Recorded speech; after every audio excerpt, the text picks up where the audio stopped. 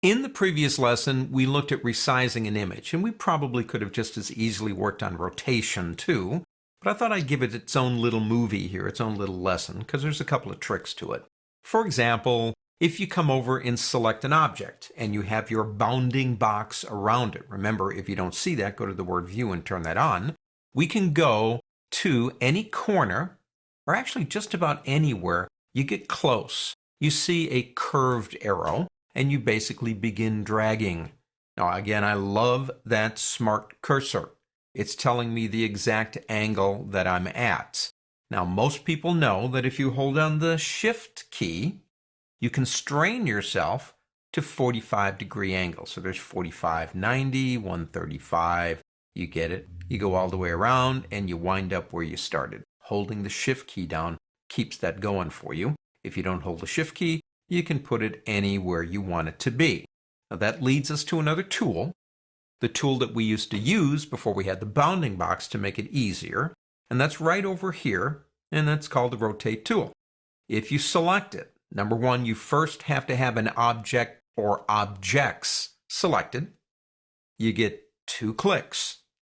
The first click determines where the rotation goes around, like putting a nail in it and spinning it.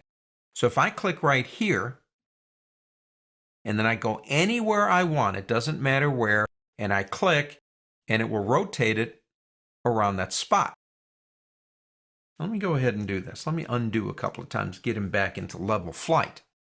There's a trick you can use during rotation. For example, I could click right there, again, for my anchor, and then come out here. But before I begin moving, I'm going to hold the Alt key down. And in doing so, I actually make a copy. I'm not saying you want to do this, but there is a duplicate last thing you did function in Illustrator that's Control D. And every time I press Control D, it will duplicate the last thing I did. Now we're going to use this feature to do things like make flowers, make ceiling fans, all kinds of really cool things. Let me undo that again. We have like unlimited undos in Illustrator. Life needs unlimited undos.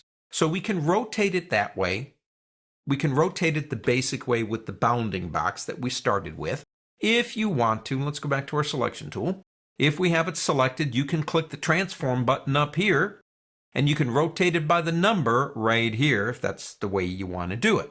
But what about multiple items? Well, they're kind of predictable. For example, if I select all my Jennies down here and go to a corner, I think you know what's going to happen. It's going to rotate them just like that. If I pick up my rotate tool, it will go, if I leave the point right there, it will rotate them just like that. Now let me go ahead and undo that and come back up because I want to show you one little trick that's kind of fun when you're rotating or resizing or transforming multiple objects in a group. I got them all selected. Go up to the word object on the pull-down menu and go to Transform and go into Transform Each. Now once you do, let me go ahead and move that over a little bit so you can see that and turn on the preview. We're just talking about rotation right now, but if I come in here and move that, as you can see, that's very different. It's transforming each one as if they're separate objects, and I'm doing them one at a time. So there are a lot of advantages to knowing the different areas in this program to get things done. On to the next.